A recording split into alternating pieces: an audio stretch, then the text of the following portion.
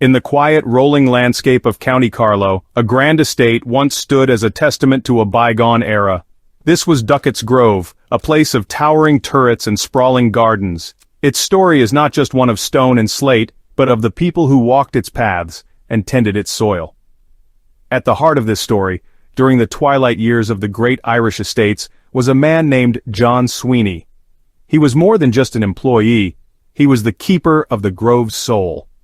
As head gardener and domain manager in the early 1900s, his world was one of manicured lawns, vibrant flower beds, and the orderly rhythm of a vast and complex agricultural enterprise.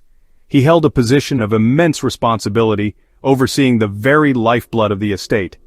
John Sweeney's duties were as varied as the seasons themselves. He was a master of horticulture, responsible for the famous walled gardens that supplied the great house with fruit, vegetables, and flowers. He managed the glasshouses, where exotic plants from distant lands flourished under his watchful eye. But his role extended far beyond the garden walls. As domain manager, he was in charge of the entire estate's operations. This included the farms, the forests, and the maintenance of the buildings that dotted the landscape. He directed the work of dozens of men, from gardeners and foresters to farmhands and laborers, ensuring that every task was completed to the highest standard, a standard befitting the prestige of Duckett's Grove. His position was one that demanded not only skill, but also a deep understanding of the land and its people. He was the bridge between the Duckett family, who lived in the grand mansion, and the community that depended on the estate for its livelihood. John Sweeney was a figure of authority, yet he was also a man of the people, respected for his fairness and his profound knowledge. He navigated the complex social structures of the time with a quiet confidence. His days were long, beginning at dawn and often ending late into the evening, filled with the endless tasks of managing a world that was, in many ways, a kingdom unto itself. It was a role he was born to, a life intertwined with the fate of Duckett's Grove. The early 20th century was a period of great change in Ireland, and estates like Duckett's Grove were at the center of this transformation. The old order was fading, and men like John Sweeney were pivotal in navigating the transition. His leadership was not just about managing land, it was about managing change. He understood the practicalities of agriculture and the subtleties of human relationships. He was a loyal servant to the Duckett family, but he was also a forward-thinking man who saw the shifting tides.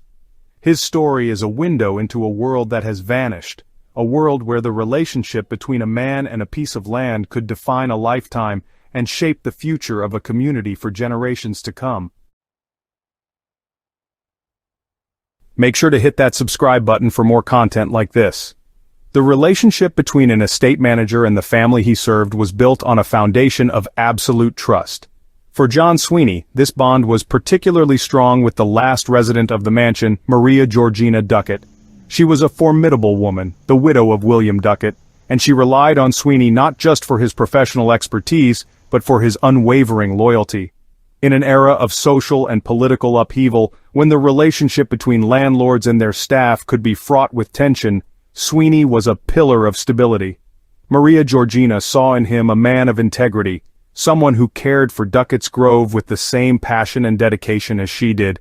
He was her eyes and ears on the ground, the one she turned to for honest counsel. This trust was demonstrated in countless ways. Sweeney was given a level of autonomy that was rare for someone in his position. He managed the estate's finances, hired and managed staff, and made significant decisions about the long-term planning of the domain. Maria Georgina, who spent much of her time in Dublin in her later years, depended on his detailed reports and his sound judgment to ensure the smooth running of her ancestral home. She knew that with John Sweeney at the helm, the estate was in the safest possible hands.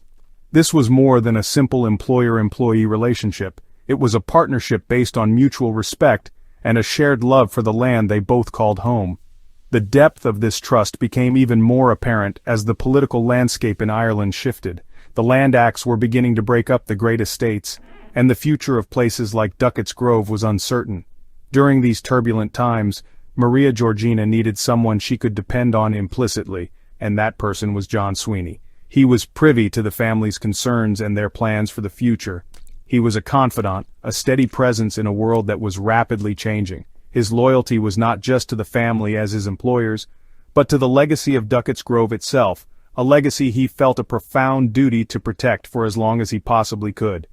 Ultimately, it was this profound trust that would shape the final chapter of their relationship. Even after the Duckett family had left the Grove for good, Maria Georgina's reliance on John Sweeney continued. She brought him to Dublin to manage her affairs there, a testament to how much she valued his character and his capabilities. This was the ultimate acknowledgement of his service.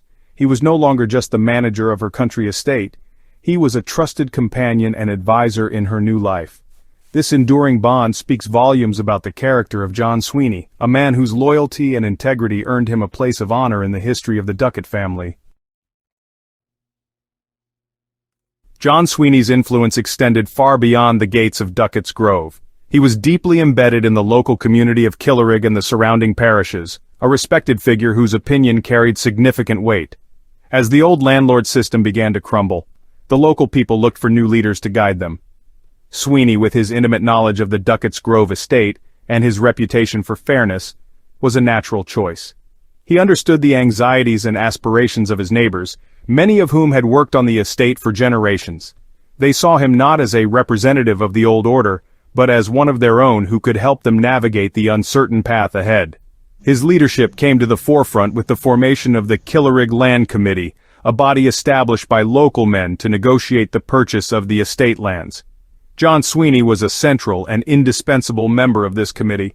His unique position gave the group a powerful advantage. He knew every field, every forest, and every fence line of the vast domain.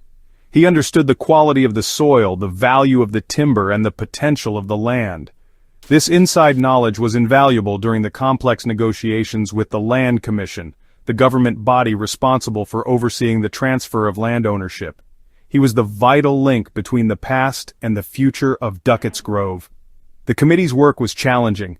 The process of acquiring and dividing a 12,000-acre estate was a monumental undertaking, filled with legal hurdles and competing interests. John Sweeney's calm demeanor and practical wisdom were crucial in keeping the committee focused and united. He helped to mediate disputes and ensure that the division of the land would be as fair and equitable as possible. His involvement lent credibility to the entire enterprise, assuring both the authorities and the local community that the process was being managed by someone with unparalleled expertise and a genuine commitment to the common good. He was a steward, not just for the Duckett family but for the entire community. When the purchase was finally completed in 1921, it was a moment of triumph for the community and for John Sweeney personally. The estate that had been in the hands of a single family for centuries now belonged to the people who had worked it. In recognition of his pivotal role, John Sweeney was named as one of the 28 beneficiaries who received a portion of the lands. This was not a gift, but a right he had earned through decades of hard work and his crucial leadership during the transition. He had successfully guided his community from a state of tenancy to one of ownership, securing a future for them on the land they had always called home. With the land in the hands of the local committee, a bold and ambitious vision for the future of Duckett's Grove began to take shape. The committee, led by men like John Sweeney, did not simply want to divide the spoils of a once great estate. They had a grander plan, one that they believed would bring prosperity and opportunity to the entire region. Their primary goal was to establish a forestry college within the magnificent mansion itself. This was a forward-thinking idea, recognizing the value of the estate's extensive woodlands and the growing importance of scientific forestry in the newly independent Irish Free State. The great house would be repurposed from a symbol of aristocratic power into an institution of learning and progress. The plan was well conceived and had significant support. The Demesne, with its mature forests and diverse landscapes, was the perfect practical classroom for aspiring foresters. The mansion, though expensive to maintain, offered ample space for classrooms, laboratories, and accommodation for students and staff. Proponents of the scheme argued that a forestry college at Duckett's Grove would create skilled jobs, promote sustainable land management, and establish County Carlow as a center of excellence in the field. John Sweeney, with his deep knowledge of forestry, was a passionate advocate for this vision. He saw it as a way to preserve the heart of the estate while giving it a new and vital purpose that would serve the nation. Negotiations were opened with the government, and for a time, it seemed as though the dream would become a reality. The Killerig Land Committee formally offered the mansion and its surrounding grounds to the state for the purpose of creating the college. They believed this was the best way to secure the future of the historic building and prevent it from falling into dereliction. It was a patriotic and practical gesture, a proposal to transform a relic of the Anglo-Irish ascendancy into a symbol of a new, self-sufficient Ireland. The committee members waited with hopeful anticipation for the government's response, believing they had found the perfect solution for the magnificent but challenging property. However, despite the merits of the plan, it was ultimately not to be. The government of the day, facing a multitude of challenges in the early years of the state, decided against the proposal. The cost of acquiring and converting the mansion was deemed too high, and the political will was not there to see the project through. The rejection of the Forestry College plan was a great disappointment for the committee and the local community. It marked a turning point in the story of Duckett's Grove, sealing the fate of the great house. The grand vision for a new dawn of education and industry on the Demesne had faded, leaving a question mark hanging over the future of the empty mansion. After the ambitious plan for a forestry college was rejected, the Killerig Land Committee was left with a difficult choice. They were now the owners of a magnificent but unmanageable mansion, a building that was, costly to heat, secure, and maintain. Without a clear purpose, the great house became a liability rather than an asset. Reluctantly, the committee made the pragmatic decision to divide the remaining lands of the Demesne, including the pleasure grounds and gardens immediately surrounding the house, among its members. The land was the primary source of value, and its division allowed the beneficiaries to establish their own farms and livelihoods, which had really been the core goal from the beginning. John Sweeney, as one of the key beneficiaries, received a significant portion of the land, including parts of the famous walled gardens that he had managed for so many years. For him, this must have been a bittersweet moment. He was now the owner of a piece of the place he had so diligently cared for, yet he was also witnessing the beginning of its fragmentation. The once unified estate, managed as a single entity for centuries, was now being carved up into smaller holdings. The grand design was being dismantled, field by field. While this process brought independence and security to many local families, it also meant the end of Duckett's Grove as a cohesive, singular entity. The mansion itself was left in a state of limbo.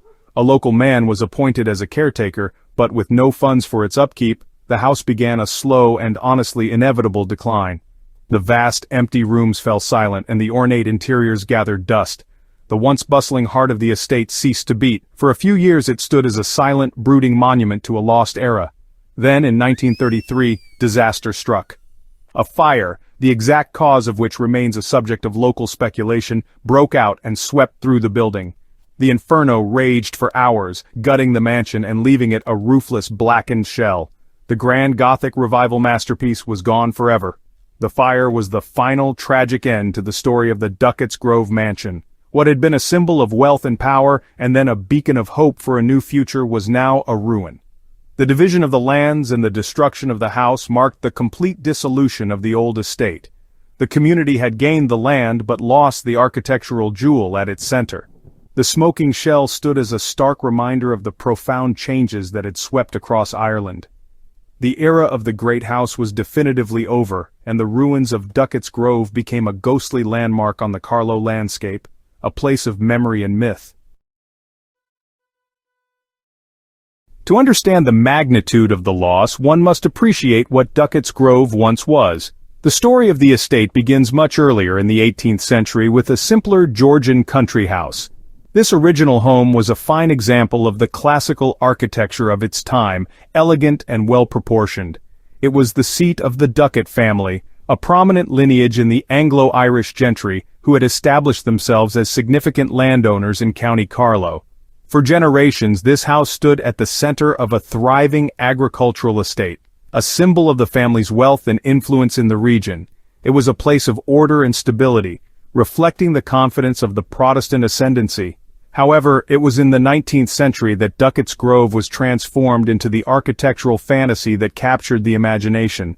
Between 1830 and 1850, the original Georgian house was dramatically remodeled and expanded in the Gothic revival style. This was the passion project of John Davidson Duckett. He employed the renowned architect Thomas Cobden to create a castle-like residence that was both romantic and imposing. The result was a breathtaking profusion of towers, turrets, battlements, and high-arched windows.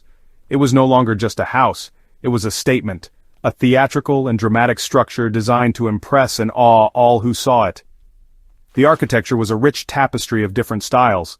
While the main structure was a castellated Gothic marvel, it also incorporated elements that were uniquely its own. It featured an eclectic mix of towers, some round, some square, some octagonal, each with its own distinct character. The building was adorned with intricate stone carvings of animals, human figures, and elaborate floral motifs. Inside, the house was just as grand, with vast reception rooms, a magnificent staircase, and ornate plasterwork. Duckett's Grove was considered one of the finest examples of Gothic revival architecture in Ireland, a whimsical and powerful building that dominated the surrounding landscape. The estate's position in Irish history is complex. Like other big houses, it was a center of economic power and employment, a self-contained world with its own social hierarchy. For centuries it represented the dominance of the landowning class, yet it was also a place of great beauty, its gardens and architecture admired by many.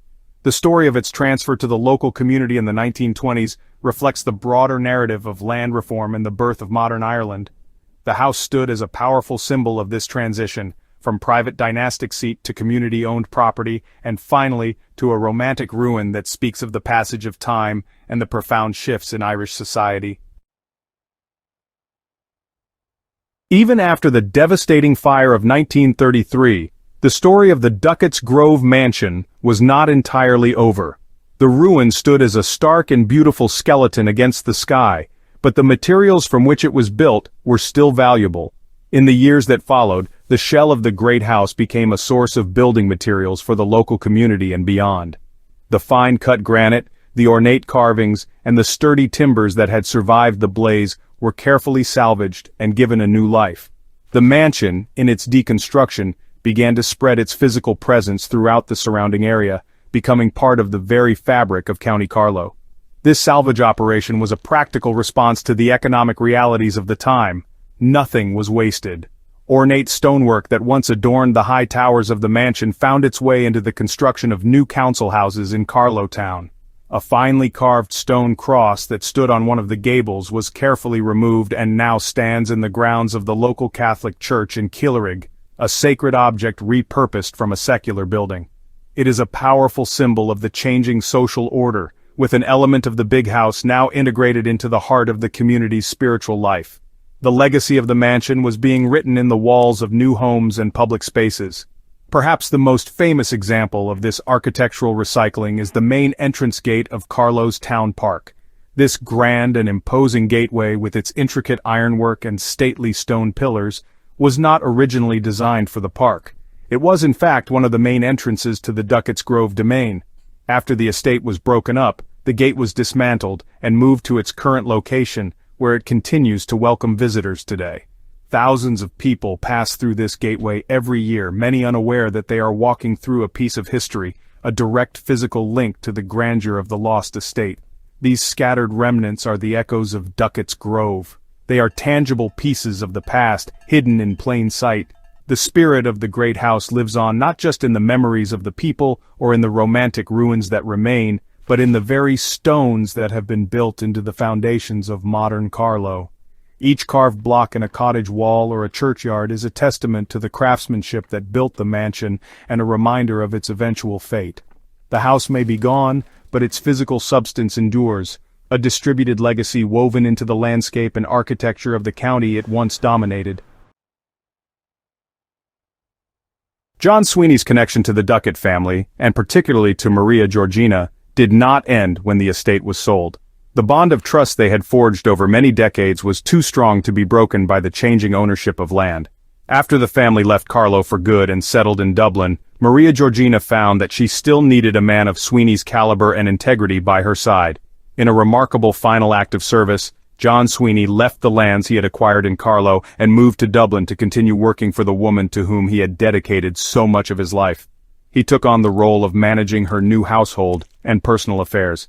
This move speaks volumes about the character of both individuals. For Sweeney, it was a demonstration of profound loyalty that went far beyond any contractual obligation. He was a man with his own land and an established position in his home community. yet he chose to relocate to the city to assist his former employer in her old age. It showed that his service was personal, rooted in a deep sense of duty and affection. For Maria Georgina, it was a sign of her complete and utter reliance on him. In the unfamiliar environment of the city, away from the domain she had known all her life, Sweeney was a comforting and trustworthy link to her past. His life in Dublin would have been very different from his days striding across the fields and forests of Duckett's Grove. The scale of his responsibilities was smaller, his world confined to a city residence rather than a 12,000-acre estate. Yet, the core of his work remained the same: to manage, to organize, and to provide steadfast, reliable support. He brought the same meticulous attention to detail and unwavering integrity to his new role as he had to his old one. He remained in her service until her death, a loyal steward to the very end, ensuring her final years were managed with dignity and care. After Maria Georgina Duckett passed away, John Sweeney eventually returned to his home in County Carlow. He had fulfilled his duty. He lived out the remainder of his days on the land that was once part of the great estate, a landowner in his own right. He had witnessed the end of an era and had played a central role in shaping the beginning of a new one. His journey from head gardener of a grand estate to a trusted confidant in Dublin, and finally to a respected landowner in his own community, is a remarkable story. It is the story of a life defined by loyalty, integrity, and a deep connection to a place and its people. The legacy of John Sweeney is etched into the very soil of Duckett's Grove and the history of his community. He was a man who stood astride two worlds, the fading world of the Anglo-Irish ascendancy and the emerging world of an independent Ireland.